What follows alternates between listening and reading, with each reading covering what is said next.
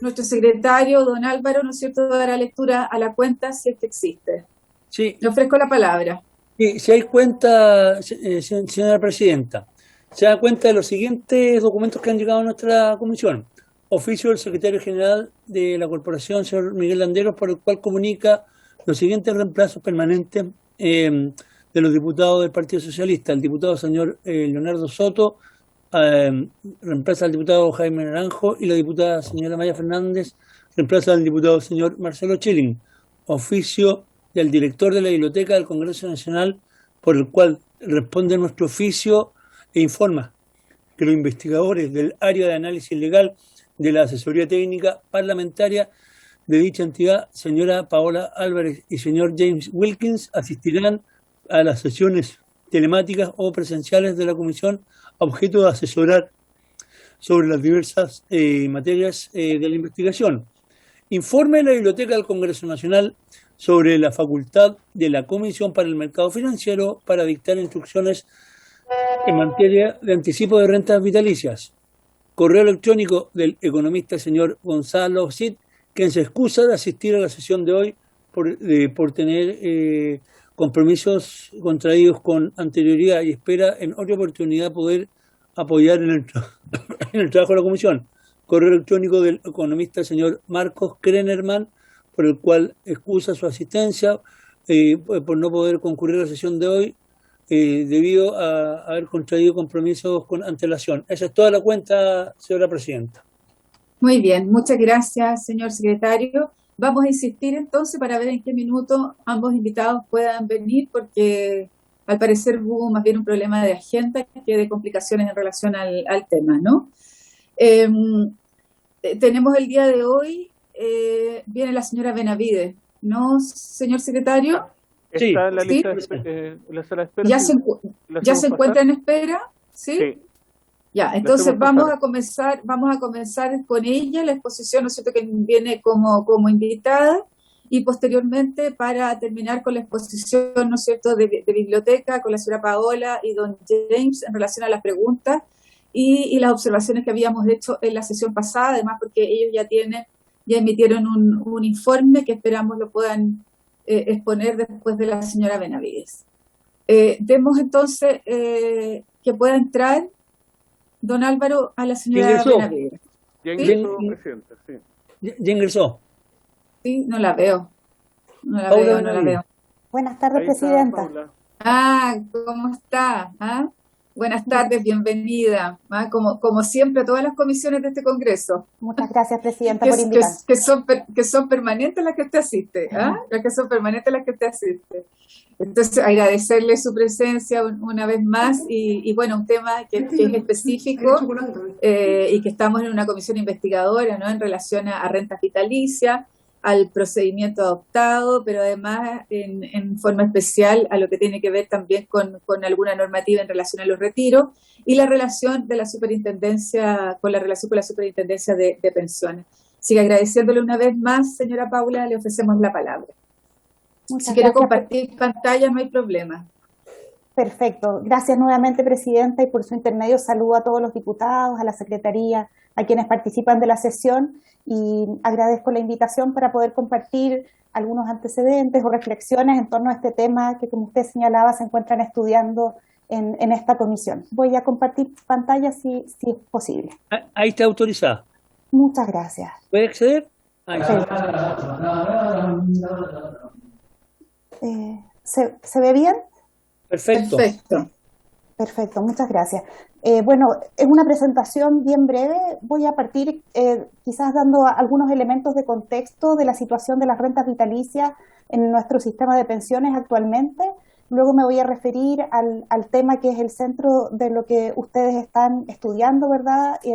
Y fiscalizando, que es la aplicación de la Ley 21.330, y revisando también que el mandato de la Comisión es bastante más amplio en el ámbito regulatorio. Voy a dedicarle dos pequeñas láminas un poco a la situación del SCOM, que es donde se comercializan, digamos, o donde se ofrecen las rentas vitalicias, y la situación de los agentes de venta a las compañías de seguro, y cerrar brevemente con algunas consideraciones.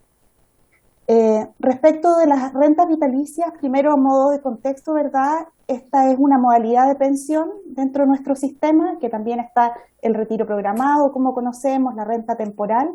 En particular, la renta vitalicia se contrata con las compañías de seguro y lo que hace es ofrecer este monto mensual fijo en UF desde que se suscribe este contrato en el caso de las rentas vitalicias inmediatas o a partir de una fecha diferida en el caso de la renta vitalicia diferida.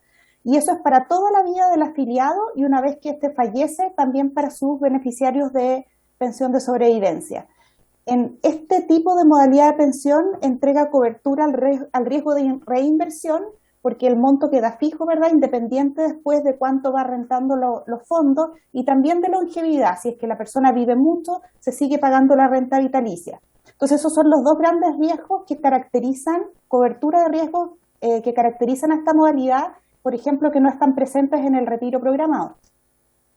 Y en muchos sistemas, en la experiencia internacional, que tienen planes de contribución definida, se utiliza, ¿verdad?, esta modalidad de pensión, ya sean planes voluntarios, en algunos países cuasi obligatorios, o que tienen mayor o menor peso dentro de sus sistemas. En el caso nuestro, ¿verdad?, todo nuestro sistema actualmente es un sistema de contribución definida con cuentas individuales, más allá de la discusión de fondo que hay respecto de eso y la necesidad de una reforma.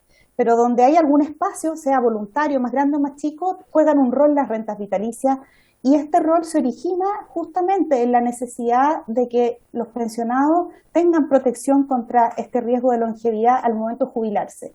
Y como decía recién, siendo necesaria, al menos mi punto de vista, una reforma estructural y profunda a nuestro sistema, en el futuro creo que es relevante tener en consideración que las rentas vitalicias algún rol también van a tener que jugar en el espacio que se defina de contribución definida, más grande, más chico, voluntario, obligatorio, etcétera. Sin perjuicio, y ahí comienzo a abordar los temas de que hayan aspectos de su funcionamiento que puedan y que deban mejorarse. Para tener un poco de contexto en las cifras, el número de pensiones pagadas que hoy día tenemos en nuestro país es cercano a 1.400.000. Y el retiro programado, que es la modalidad, digamos, que se paga a través de las AFP, da cuenta de casi, ¿verdad?, la mitad de todos los pensionados. Y las rentas vitalicias, hay un total de 650.000 y es casi la otra mitad de los pensionados. Entonces, el universo al cual potencial, por ejemplo, al cual se aplicaba la ley 21.330, es este universo de los pensionados de renta vitalicia y que es más o menos la mitad de los pensionados que hoy día tenemos. ¿Qué es lo que ha ido pasando en los últimos meses con la situación de nuestros pensionados?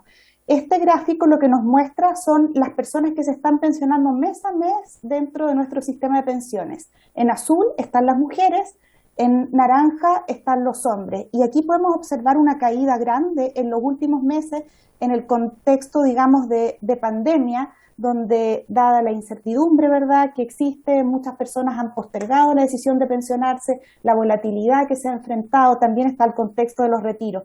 Y si en el año 2018 en promedio se pensionaban mes a mes del orden de 10.500 personas, parecido que en el 2019, en el 2020 en promedio se pensionaron 8.500 personas por mes, y en lo que va de este año, en promedio 7.700. Entonces, es bien importante en este contexto que las modalidades de pensión funcionen lo mejor posible, dada la situación que están experimentando y estas dificultades para pensionarse que tienen las personas.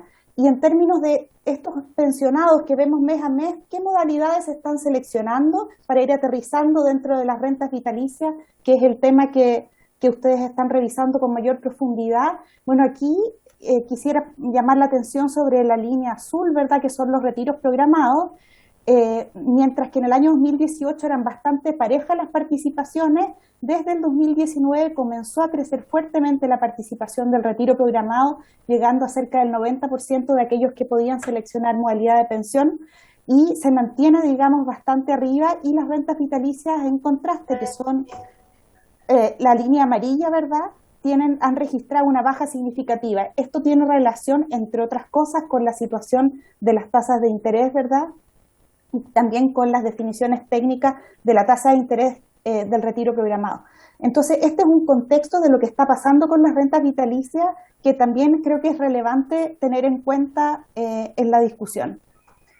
Paso ahora a la aplicación de la ley 21.330 en este contexto, que estableció, ¿verdad?, que los pensionados y beneficiarios de renta vitalicia, ese universo de la mitad de los pensionados, del orden de 650.000, como veíamos al principio, podían hacer este adelanto en el pago de sus rentas vitalicias hasta por el 10% de la reserva técnica con este tope de 150 UF, y estableciendo que este retiro se imputaría al monto mensual, ¿verdad?, de las rentas vitalicias futuras, a prorrata, en forma proporcional y en igual porcentaje que aquel que represente el monto efectivamente retirado. ¿Qué es la reserva técnica? Que es este monto con el cual se define este anticipo, ¿cierto? Es un cálculo, es una estimación de cuál es el valor presente de este pago futuro de pensiones, y para calcular ese valor presente se toman en cuenta los montos que se comprometieron de pensión en la renta vitalicia, la esperanza de vida de las personas, las tasas de descuento, etcétera. Y ese monto, ese cálculo que es un pasivo, es lo que las compañías tienen que provisionar para poder garantizar así, para poder cumplir de por vida la obligación que pactaron con el pensionado.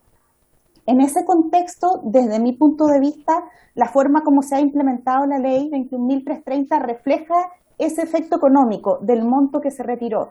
Es decir, al disminuir este pasivo, la reserva técnica en un 10%, ¿verdad?, por ejemplo, en un 10%, podría haber sido menos, y disminuyen las pensiones en un monto equivalente, y también los activos en la misma proporción que son entregados, ¿verdad?, a las personas como anticipo. Y en principio, con esa aplicación, no hay un cambio en la situación patrimonial de las compañías, sino que es una caída en el pasivo, en el compromiso, ¿verdad?, en la reserva técnica, y como contrapartida en los activos que son entregados a las personas.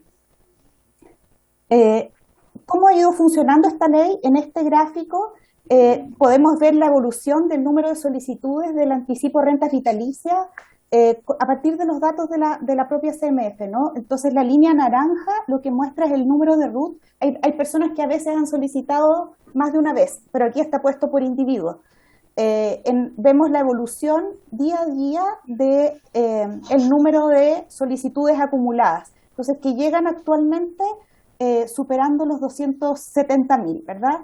Y en gris tenemos aquellos que han confirmado, porque las personas pueden solicitar, pero también desistir. Entonces, en su gran mayoría, aquellos que solicitaron han confirmado. Veamos los datos disponibles hasta el día viernes. En términos de las solicitudes totales, son 291.000. En términos de RUT, o sea, considerando a cada individuo, 270.000, y aquellos RUT que confirmaron, 234.000, de ese universo más grande que hablábamos al principio. Entonces, la confirmación en general ha estado del orden de cercano a un 87% de los RUT que solicitaron. Entonces, vemos un proceso que se ve que día a día se van ingresando nuevas solicitudes. Esto tiene vigencia, ¿verdad?, de 365 días, o sea, todavía es posible que las personas continúen solicitando y que en general las personas van confirmando. ¿Qué pasa por el lado de los pagos? En términos de los pagos, los datos reportados muestran que 223.000 pagos ya se han efectuado por un monto total de, en millones de dólares, 986, o sea, casi 1.000 millones de dólares de pago, y el pago promedio de 112 UF por persona. Entonces, de aquellos que confirmaron, finalmente el 95,3% se encuentra pagado. Entonces, por ese lado también vemos que hay un funcionamiento en términos de los pagos que va ocurriendo, digamos, de acuerdo a las personas que fueron requiriendo estos beneficios.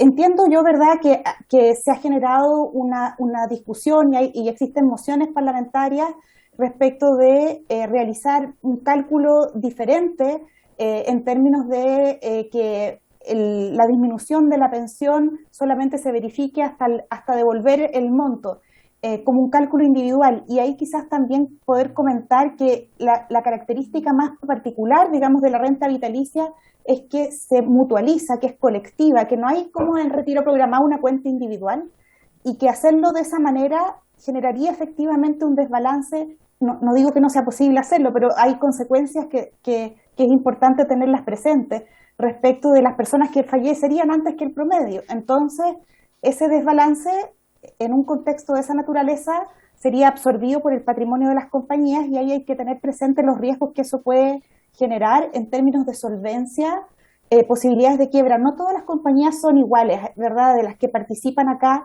hay compañías más grandes, más pequeñas, y los riesgos de insolvencia existen. De hecho, en Chile hemos tenido quiebras de compañías de seguro en contextos distintos, por supuesto, ¿verdad? Como fue el caso de Le Mans.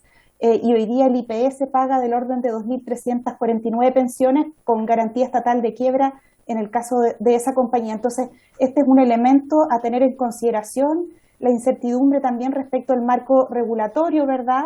Espacios de litigio. Y creo aquí también importante que se tome en consideración en ese análisis lo que planteaba al inicio en términos de que este número de las nuevas rentas vitalicias ha caído muy fuertemente, lo que genera una situación de mucho menor liquidez en este seguro, ¿verdad? Como comentábamos antes, porque la selección de modalidad de pensión ha tendido mucho más al retiro programado. Y por lo tanto, quizás el mensaje que yo quiero compartir acá sobre esta materia es que modificaciones que se puedan hacer a esta forma de funcionamiento debieran ponderar y evaluar bien los riesgos que existen, que pueden ser muy relevantes. Y paso, con esto voy concluyendo, a abordar lo de SCOMP y agentes de venta. Y aquí comentar que el SCOMP, que es este sistema de consultas y ofertas de monto de pensión, es un sistema electrónico. Quizás a algunos de ustedes les ha tocado algún familiar que ha tenido que pensionarse y aparece con un certificado de SCOMP y pide ayuda para poder entender lo que está ahí detrás y para saber cómo pensionarse. Y este sistema electrónico lo que hace es interconectar a las AFP, las compañías que comercializan rentas vitalicias, y los asesores. Y está regulado y supervisado conjuntamente por la Super de Pensiones y por la CMF. Y a través de este sistema, los afiliados, ¿verdad?, reciben las ofertas de las distintas modalidades para poder comparar y decidir, ¿verdad?, entre un retiro programado, una renta vitalicia inmediata o diferida, o una renta vitalicia con retiro programado. Y cuando una persona va a iniciar su trámite de pensión, ¿verdad?, va a su AFP, recibe un certificado de cuánto es su saldo, y con ese certificado de saldo tiene que solicitar alternativas de pensión en este sistema. ¿Y cómo se entra a este sistema? A través de la AFP, las compañías o los asesores previsionales. Y esto es obligatorio para todos los que tienen un saldo suficiente para financiar al menos una pensión básica solidaria. Entonces, la puerta obligatoria para todas esas personas, ¿verdad?, de hacer este trámite de pensión a través del SCOM. Y aquí quiero plantear algunos temas relevantes de qué es lo que pasa acá. Y una vez que se recibe ese certificado de oferta, las personas pueden tomarla, desistirse, pueden solicitar a las compañías ofertas externas por fuera, o pedir un remate o hacer nuevas consultas. ¿Quiénes son los asesores previsionales? Hoy día tenemos dos figuras. Los asesores previsionales son independientes de las compañías y tienen una obligación, ¿verdad?, de asesorar y ofrecer las alternativas más convenientes a las personas según sus necesidades e intereses. Y esto está en un registro conjunto de la Superintendencia y la CMF. Pero también hay agentes de ventas de rentas vitalicias. Y en este caso no son independientes, sino que son empleados de una compañía de seguro de vida determinada, y su función es vender seguros. Acá también hay un registro, y en este caso es un registro de la CMF. Tienen honorarios máximos en ambos casos, ¿verdad?, que están regulados en un decreto supremo. Y a modo de contexto, y quizás en este mandato de lo que ustedes están revisando puede resultarles interesante, en el año 2018 la Fiscalía Nacional Económica hizo un estudio muy detallado y profundo de cómo estaba funcionando esto, y la hipótesis de la que partía era que habían distorsiones significativas en el mercado de rentas vitalicias, regulado por el DL 3500, que producían una disminución de los montos de pensiones para los beneficiarios, posiblemente atribuibles a una baja intensidad de competencia en el mercado. De ahí partió este estudio de la Fiscalía Nacional Económica. ¿Y qué encontró? Encontró que efectivamente habían espacios bien importantes en este funcionamiento para fortalecer competencia y mejorar la forma en que estaba funcionando. ¿Qué recomendó este estudio, que tenía realmente un trabajo bien profundo? Recomendó simplificar mucho cómo estaba funcionando este esquema, donde se elige la modalidad de pensión y la forma como se le entregaba la información a las personas, para que realmente pudiesen tomar mejores decisiones. Y sugirió dos caminos, algunos que eran solamente implementables vía reglamentaria, ¿verdad?, que eran simplificar este certificado de oferta. Si a alguno de ustedes le habrá tocado mirar alguno, antiguamente llegaban cerca, no sé, hasta 600 ofertas en casi un formato imposible de hacer cualquier comparación para nadie. Y de generar una información mucho más transparente a las personas, por ejemplo, y completa, por ejemplo, que mostrara cuáles son estos costos de la intermediación, de esta asesoría. Y también sugirieron cambios legales en este estudio, que era simplificar este sistema de adjudicación para que la persona se relacionara con este sistema SCOM no a través de las AFPs, compañías asesores, sino que directamente, sin estas posibilidades de ir por fuera y mejorar la oferta por fuera, sino que todo se jugara realmente dentro del sistema en forma transparente, con adjudicaciones por defecto y dando un mayor rol al Estado en materia de la asesoría a los pensionables, fuese directo o indirectamente, pero con servicios al final de quien va a ayudar al pensionado a elegir lo mejor que puede acceder sin que estuviese intereses vinculados con los oferentes. Entonces, en particular, ese estudio estimó que los agentes de venta no debían participar del mercado de intermediación ni de la asesoría, porque esta vinculación es directa y se recibe su retribución en el caso de que la persona elige la renta vitalicia en la compañía para la cual trabajan, ¿verdad? Entonces, esta independencia para asesorar no se verifica. ¿Qué ha pasado después de eso? Hubo una norma conjunta de la CMF y de la Super de Pensiones en 2019 que introdujo un conjunto de modificaciones al SCOMP en línea con esas recomendaciones, mayormente, ¿verdad?, con las que eran cambios normativos, no con los que eran cambios legales, ¿verdad?, que no es atribución de la superintendencia. Entonces se avanzó en esa primera parte, pero las modificaciones legales aún no se han efectuado. A diciembre del año pasado funcionaban 7 FP en SCOMP, más o menos 606 asesores previsionales, 17 compañías de seguro y cerca de 1.000 agentes de venta. Y se suscribieron en este sistema 64.000 solicitudes de oferta. Y se aceptaron 45.032 en retiro programado, 71%, como vimos al inicio, actualmente es la modalidad que más se está optando, y 13.000 en rentas vitalicias.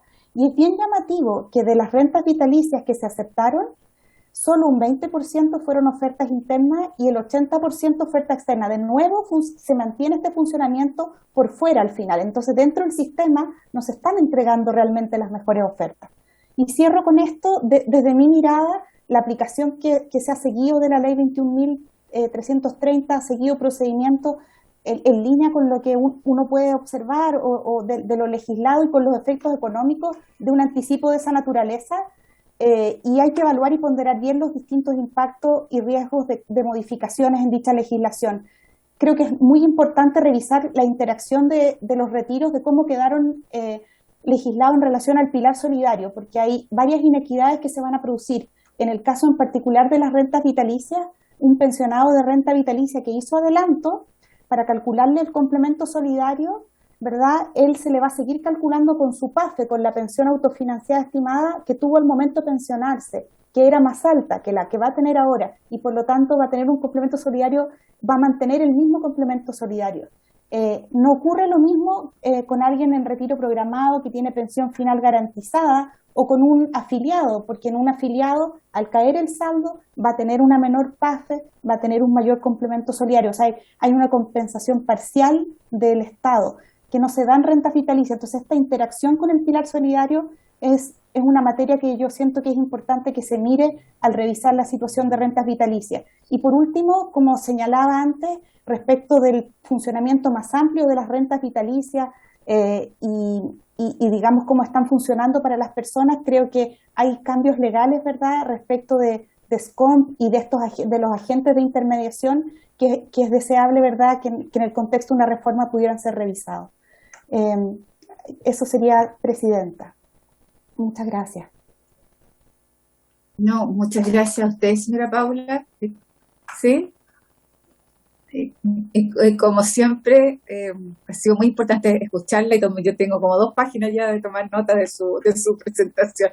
Así que Muchísimas gracias. Creo que fue muy interesante, muy ilustrativo y yo creo que hay varias cosas que podemos, además, invitados que tenemos que tener en base a su presentación. Ofrezco la palabra a los diputados, diputadas que quieran hacer alguna pregunta. Ofrezco la palabra. ¿No? A ver, a mí me gustaría, señora Paula, primero lo que tiene que ver con su última intervención, ¿no? En relación a esta relación con el pilar solidario, que yo creo que es muy importante que deberíamos de alguna manera tratar de ajustar, porque como bien usted dijo, ¿no es cierto?, los retiros programados sí teníamos el pilar solidario y además se aplicó la tasa, ¿no es cierto?, de interés que también en ese minuto pudo regular lo que tenía que ver con la baja de la pensión.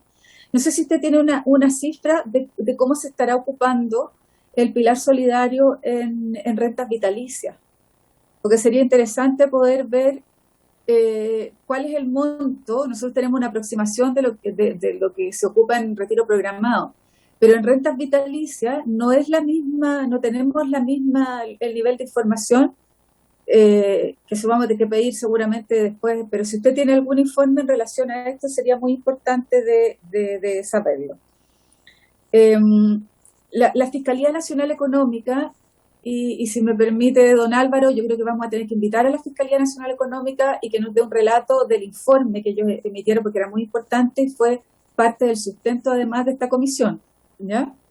Entonces, lo que usted cree que con lo que se hizo de parte de la CMF y la Superintendencia fue suficiente desde el punto de vista de la reglamentación y lo que ellos pudieran hacer. Y si nos podría ilustrar cuáles son lo que planteó la Fiscalía Nacional Económica específicamente en relación a los cambios legislativos que deberían haber ocurrido. Y yo tengo una apreciación en lo de la baja de las rentas vitalicias, ¿no?, en este último tiempo. Yo tengo aquí más de 200 denuncias que me han llegado de rentas vitalicias. Y la mayoría de las personas plantea, señora Paula, que ellos nunca supieron, no tenían información de que pasaba en propiedad, esto, y me mandaron los contratos, y ninguno de los contratos sale que esto pasa en propiedad. Y cuando ellos se enteran de esta situación, ¿no es cierto?, de no poder hacer el retiro del 10%, homologando lo que pasa con la AFP, se produce esta caída dado que ellos no quieren que pase en propiedad. ¿Existe en algún lugar en el proceso en el que quede estipulado absolutamente que pase en propiedad este monto? Si bien tú sabes que compras una prima, pero ¿dónde queda estipulado más bien para la transparencia del sistema? ¿Sí? Perfecto. Eso. Por lo menos eso hasta ahora, y a ver si no puede, y queda abierta la palabra si algún diputado o diputada quiere hacer uso de ella. Señora Paula, le ofrezco la palabra. Gracias, presidenta.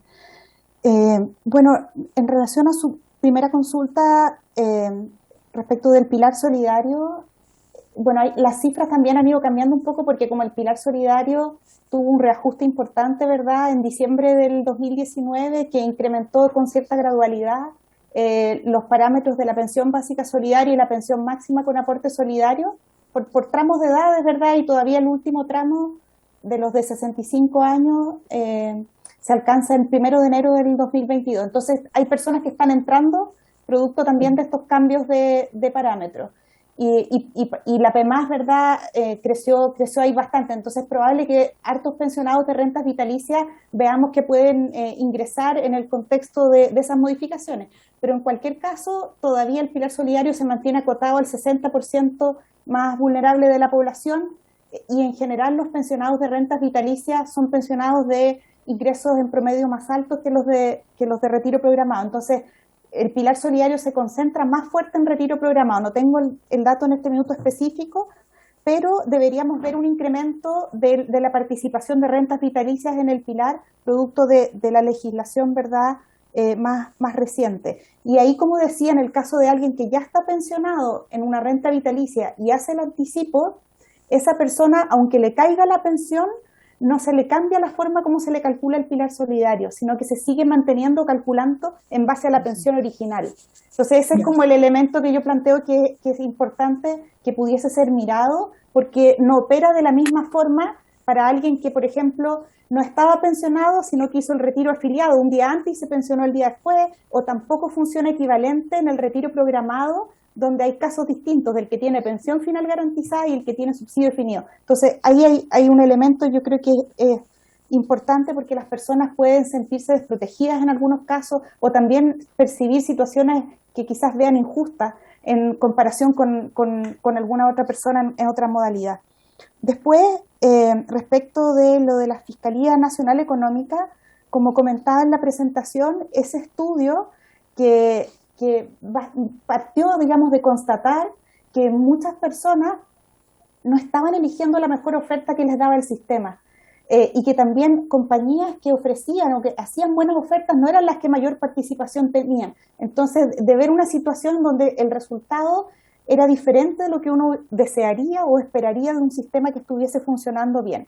Y a partir del análisis con todos los datos que hizo la Fiscalía Nacional Económica, todos los datos del SCOMP, también con entrevistas a los asesores previsionales, con acceso a los datos de las compañías de seguro respecto a los agentes de venta, hizo este análisis y planteó sugerencias de las que se podía avanzar más rápidamente, solo con cambio normativo, ¿verdad?, que yo diría que en términos generales fueron bastante recogidas en esas normas que mencionaba del año 2019 de la CMF conjunta con la Super de Pensiones, y que básicamente simplificó mucho la información que se le entrega a las personas, agregó información más completa mostrando realmente los costos de la intermediación, el resultado neto para las personas de ser intermediado, etcétera. Sin perjuicio que eso siempre obviamente se puede seguir evaluando y ver qué espacios hay para mejorar. Pero aparte de eso estaban los cambios legales, que esos no han sido, ¿verdad?, incorporados aún, y dentro de los cambios legales,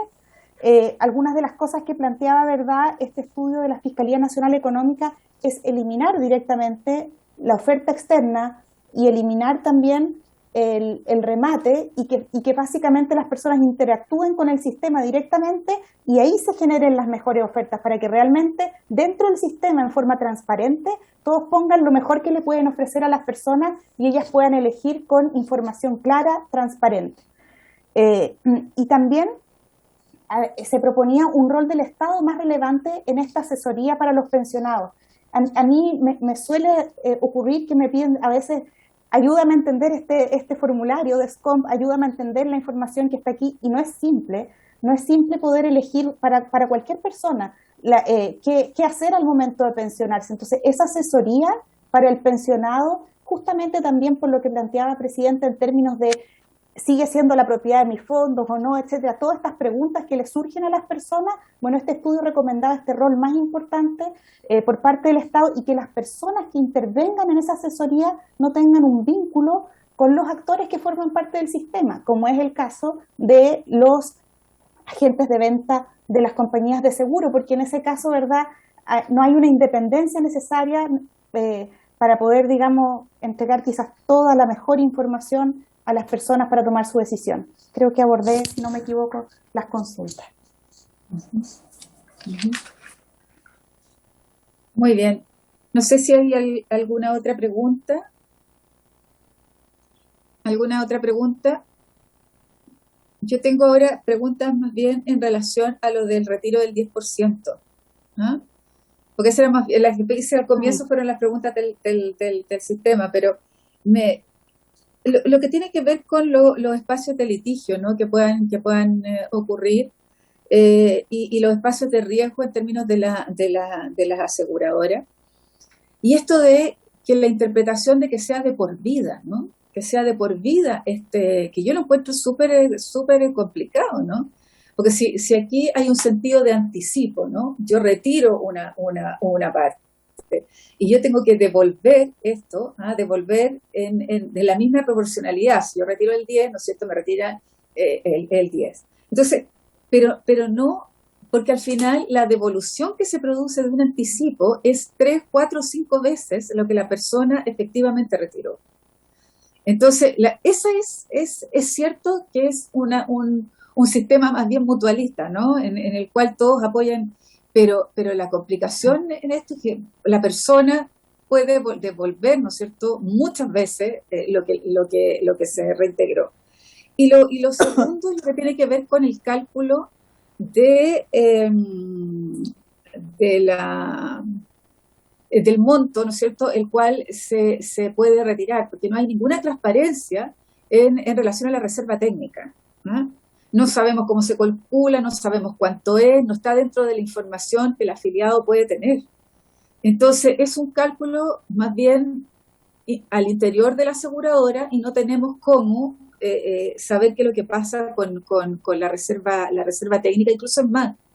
Varias aseguradoras, lo tengo por escrito aquí y es parte de la información que está revisando también la Biblioteca del Congreso a las denuncias que recibí, es que por escrito plantean que esa reserva técnica va a ser entregada posterior al retiro.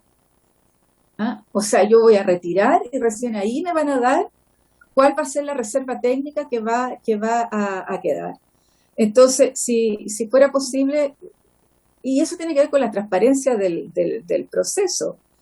¿Qué es lo que piensa usted de eso? ¿Cómo se calcula, no es cierto? ¿Y cuáles son las consecuencias y en términos de la garantía estatal de estos procesos? Uh-huh. Eso, señora Paula. Queda abierta la palabra para algún otro diputado que quiera intervenir. Uh-huh. Señora Paula. Gracias, presidenta. Bueno, respecto del anticipo, ¿verdad?, del 10% de las rentas vitalicias, es importante quizás distinguir la situación del retiro programado, donde las personas tienen su cuenta individual, ¿verdad?, y al hacer el retiro del 10% cae ese saldo y se ajusta la pensión también en 10% de por vida, de lo que pasa en este contexto más mutualizado, como se comentaba recién, ¿cierto?, más colectivo, donde la reserva técnica es un cálculo, un valor esperado de cuánto es, que en el fondo, de cuánto va a ser el valor presente de los pagos futuros, pero no es, digamos, un saldo específico de una persona, que esa es como la gran diferencia. Entonces hay algunas personas que pueden vivir poco y todos van a recibir en torno a un cálculo que tiene que ver con estos promedios, y algunas que pueden vivir muy poco van a pagar bastante menos porque en el fondo no se les va a haber descontado, se les va a haber descontado muy poquito, y otras que van a vivir mucho más largo, ¿verdad?, van a tener un descuento efectivamente que es más alto que ese promedio,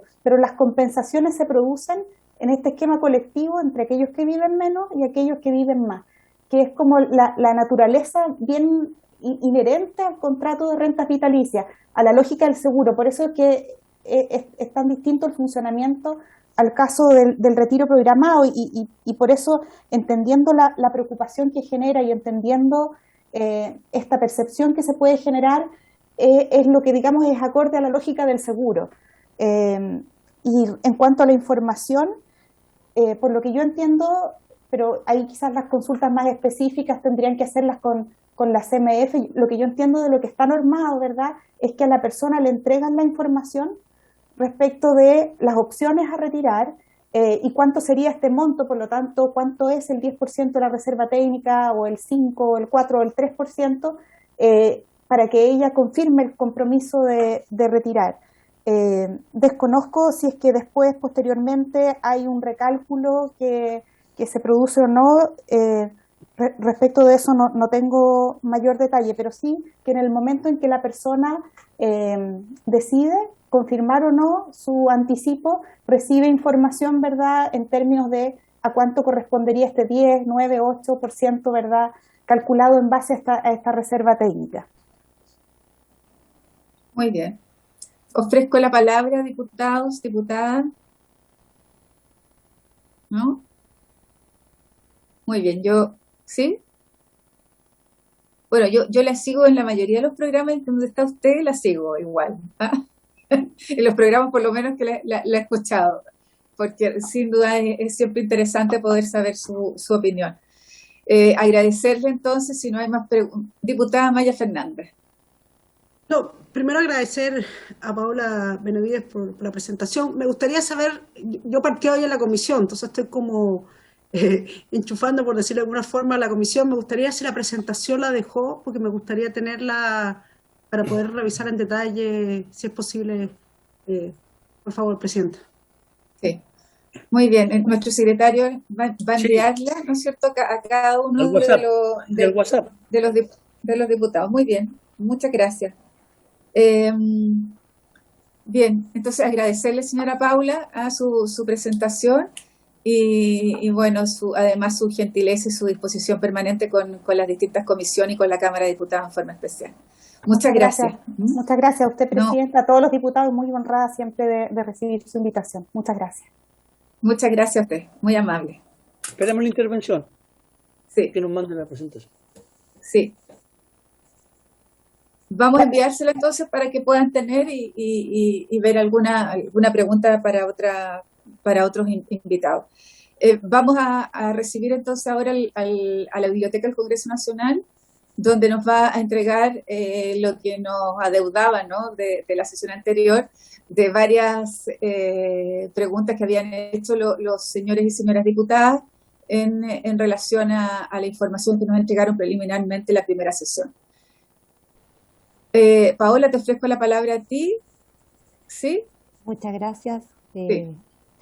Presidenta, y también a los diputados y diputadas que nos acompañan. Efectivamente, nos fuimos con varias consultas, algunas todavía se están elaborando para dar su respuesta, otras las trajimos también, y también en relación a señalarle que efectivamente estamos, y eso va a ser muy interesante, de poder sistematizar 400 consultas que estaban referidas al tema de la renta vitalicia. En una primera aprox estamos ahí tratando de diversificar y distinguir que muchas de ellas, como dice la señora Paula Benavide, dicen relación al momento en que la persona elige la renta vitalicia, que es un poco diferente al tema que nos convoca en la investigación, en la comisión investigadora.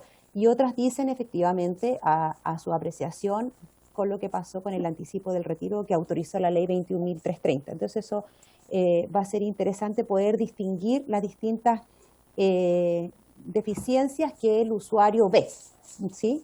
Sí. Eso por una parte, son 400, así que hay que tener un poquito de paciencia para poder sistematizarla y presentarla de la manera más ordenada para ustedes, tenerlo como insumo. Ahora bien, respecto a una de las consultas que ustedes nos señalaron, tenía relación con la facultad que tenía la Comisión para el Mercado Financiero para dictar instrucciones sobre el adelanto de las rentas vitalicias. Esa minuta fue entregada a la Secretaría de la Comisión, fue elaborada por el abogado Rodrigo Bermúdez, perteneciente a la biblioteca, y que en este momento no nos pudo acompañar, pero yo voy a dar cuenta del informe en relación a sus conclusiones, ¿ya? Con respecto a esta facultad para la Comisión del Mercado Financiero, que era la duda que existía, debemos decir de que esta facultad nació o tuvo origen en una indicación, ¿sí?, en segundo trámite de la ley 21.330 en la Comisión de Constitución en el Senado, ¿ya?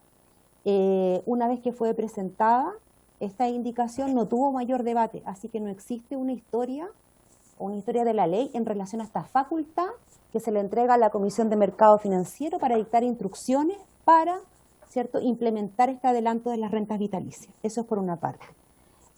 Respecto a lo segundo, que era la consulta que se hacía, si efectivamente al dictar estas instrucciones la Comisión de Mercado Financiero, como se le estipula en la ley 21.330, existía la duda si en dicho ejercicio dicho órgano tiene que cumplir con el deber de consulta a la Superintendencia de Pensiones, que eso está establecido en el artículo 62, inciso segundo, del Decreto Ley 3.500. ¿Qué dice? Para que podamos contextualizar.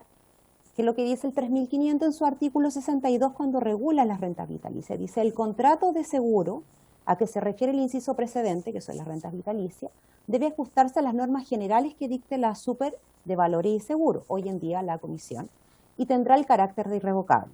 Las mencionadas normas deberán resguardar la naturaleza previsional de este seguro y permitir una adecuada comparación de las ofertas de pensión. En forma previa a la emisión de estas normas de la Superintendencia de Valores, se debe consultar la opinión de la Superintendencia de Pensiones. Esa era, digamos, existía no la duda, ¿cierto?, de que si efectivamente, ¿qué pasaba con la norma que dice la ley 21.330 con respecto a lo que decía esta norma del artículo 62 del 3.500? Y referido al tema, tal como lo dice la minuta, pueden existir o se pueden sostener dos posturas. La primera dice relación que el ejercicio de esta facultad otorgada por la reforma constitucional, que es la ley 21.330, la comisión no se encuentra sujeta al deber de consulta. ¿Y esto por qué?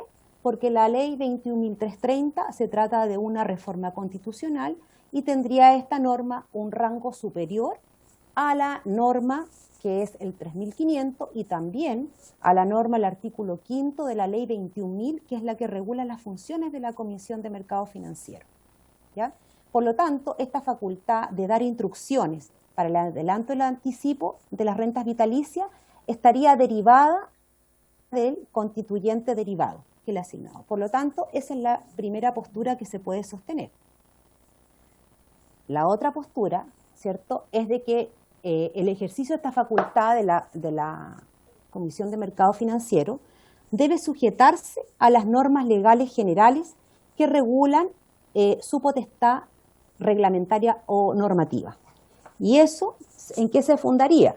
En el hecho que la Comisión de Mercado Financiero posee esta facultad reglamentaria de dictar instrucciones del artículo 5, número 1 de la ley 21.000 que la regula, por lo cual debe dictar las normas de carácter general para la aplicación del ordenamiento jurídico.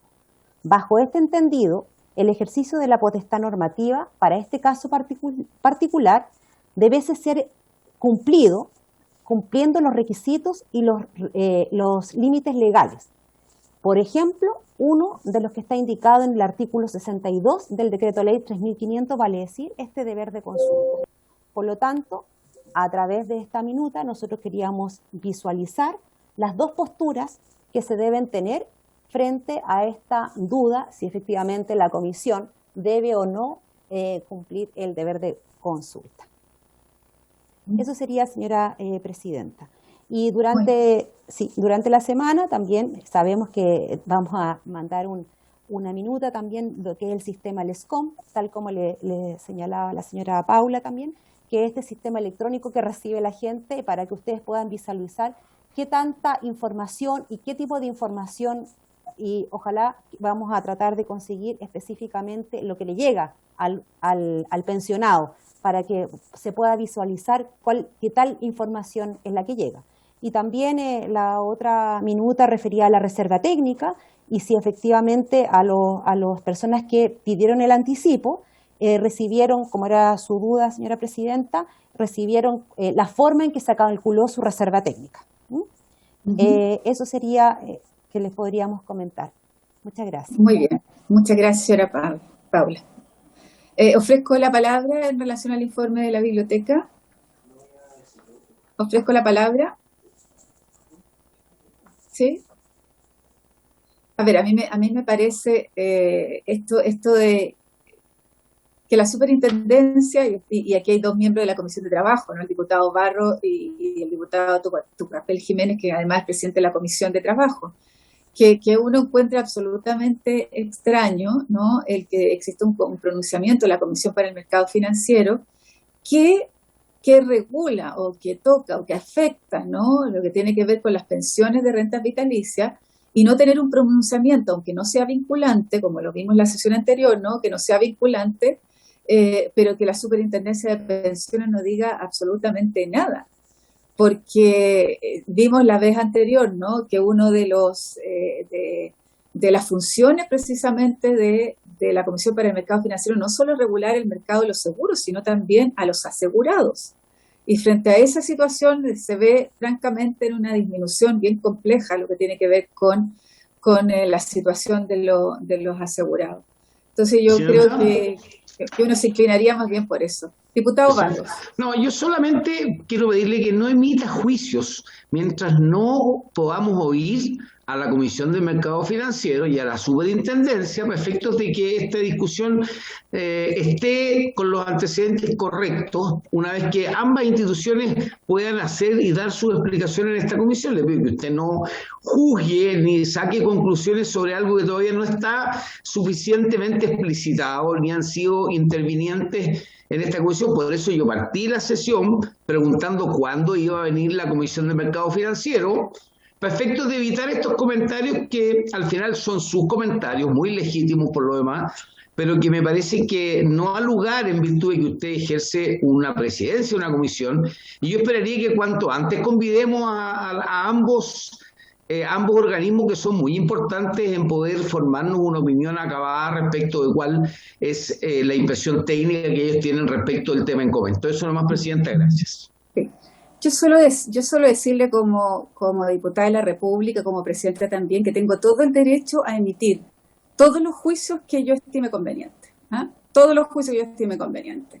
Si les gusta a usted o no les gusta, ese es el problema suyo. Pero aquí yo tengo el problema es que como usted está como presidenta, usted debe garantizar que la información que se da sea plenamente verídica y no anticipar juicio. Eso solamente, nada más. Pero usted puede estar en facultad de decir lo que quiera. Solo decirle que tengo el derecho a decir lo que yo estime conveniente, y segundo, que no soy neutral en esta comisión. Yo lo que estoy diciendo es lo que yo creo en base, además, al conocimiento que tengo en relación a este problema. ¿Ya? Yo tengo los mismos conocimientos suyos probablemente, pero no voy a emitir juicio hasta no oír a los entes técnicos. Pero usted tiene todo el derecho, como tuvo todo el derecho a apoyar a Jaude. Gracias. Exactamente. Está en mi derecho, como también usted tuvo el derecho de no apoyar a su candidato latino. El ganador, por supuesto. Bueno, sí, claro. Uno siempre tiene que estar con quien tiene que estar, nomás, por mi jeto. Bueno, perdón, diputado. A ver. ¿Ofrezco la palabra en relación al tema o algún otro? ¿Ofrezco la palabra? Presidenta. Diputado Tucapel Jiménez, presidente de la Comisión de Trabajo. No, yo Presidenta, la verdad que me río por lo de los candidatos al final. Sí, lo que sale de los candidatos. Pero bueno, yo quisiera, Presidenta, yo he escuchado con mucha atención a Paula y después a la biblioteca, saber cómo vamos a seguir. Yo comparto con usted que, independientemente de que sea presidenta, tiene todo el derecho a emitir su opinión y su juicio. Al final vamos a sacar un informe acá, ¿no es cierto? Ese informe va a hablar por la comisión, lo vamos a tener que votar, y ante eso quisiera preguntarle cómo seguimos, porque hoy día se excusó Fundación Sol, que para muchos de nosotros es súper importante la opinión que tienen que dar. Entiendo que se excusaron por el día de hoy nomás, van a venir igual. Pero saber, por ejemplo, cuándo vamos a escuchar a la Comisión de Mercado Financiero, a la Superintendencia, cómo vamos a seguir, porque yo creo que con lo que escuchamos hoy día se hace como más necesario que nunca escuchar lo antes posible a la Comisión de Mercado Financiero, que ya nosotros tenemos varias dudas respecto a varios fallos que han emitido ellos. Entonces también en ese sentido comparto que se hace súper importante escucharlo lo antes posible. Entonces para la próxima sesión yo propondría partir con ello y escuchar, despejar rápidamente las dudas que algunos tienen. Nosotros no tenemos muchas dudas porque ha sido una como constante de fallos, pero bueno, es bueno que lo escuchemos lo antes posible. Entonces quería saber más o menos cómo seguimos. Sí, lo que pasa, diputado Jiménez, es que nosotros que estamos en la Comisión de Trabajo tenemos una apreciación quizás mucho más profunda de lo que pasa con la Comisión de Mercado Financiero. Sin embargo, hay muchos otros diputados, ¿no? Y diputadas que no tienen la misma base desde el punto de vista, ¿no es cierto?, de la experiencia que hemos tenido con ellos. Ahora, es por eso que quisimos invitar, ¿no es cierto?, primero a los especialistas para dar de alguna manera una apreciación general de lo que estaba ocurriendo y de la investigación también. Frente a eso, primero fue en la Biblioteca del Congreso, donde además hemos entregado todo el antecedente. Ahora estaban los expertos, como bien dice usted, Fundación Sol, ¿no? Dijo que no podía asistir ahora, como también me acaba de escribir, ¿no es cierto?, la ex subsecretaria Jara, que también está dispuesta a venir en otra ocasión, ¿no es cierto?, a poder ilustrarnos en relación a los temas. Yo creo que es importante invitar además a la Fiscalía Nacional Económica, que hizo este estudio, que es muy importante, y que deberíamos, ¿no es cierto?, tenerlo a la vista. a la Superintendencia de Pensiones, que hoy día dice no tengo nada que ver, sin embargo, la mayoría de los invitados nos han dicho que sí, que hay una relación importante y permanente, y a la Comisión para el Mercado Financiero. Si les parece, y además yo también quiero invitar al Contralor General de la República para el conflicto de interés que pueda existir, ¿no es cierto?, en el nombramiento de quien preside la Comisión para el Mercado Financiero y que es parte de un capítulo que tenemos que desarrollar en la Comisión Investigadora. Entonces, si les parece, invitar al Superintendente de Pensiones y a la Comisión para el Mercado Financiero, ¿sí? Como para también a la próxima sesión. Ya. Sí, ¿se acuerda que lo habíamos chequeado? Sí, Sí, lo habíamos visto. Y la posibilidad de invitar a la Fiscalía Nacional Económica, porque ellos tienen muchos antecedentes, ¿no es cierto?, de un estudio que hicieron durante bastante tiempo en profundidad en relación a lo que ocurre con rentas vitalicias, y que de alguna manera la señora Benavides nos ilustró el día de hoy. ¿Les parece? ¿Sí? Lo único, Presidenta, perdón, lo único que evitemos en función del tiempo que podemos sesionar, para que no quedemos casados con los tiempos, de manera de poder, dos instituciones tan importantes como la Comisión del Mercado Financiero y la Superintendencia, que ojalá fueran esas dos en una primera sesión para efectos de poder tener un buen diálogo con ambas instituciones y que no nos pesquemos los dedos con los tiempos. Nada más, gracias. No, me parece muy oportuna su sugerencia. Entonces, uno siempre tiene que ser una dama para esto, ¿no? ¿Ah? Siempre. A pesar de los dichos de algunos personajes. ¿Les parece entonces la invitación para esas dos instituciones? Y bueno, si tenemos que extender, ¿no es cierto?, con la posibilidad de que ellos puedan tener el tiempo suficiente para poder exponer. ¿Sí? Ofrezco la palabra. Muy bien. Por haberse cumplido entonces el objeto de la sesión, esta se levanta. Muchas gracias a todos y todas, en forma especial a la Secretaría y a la Biblioteca del Congreso.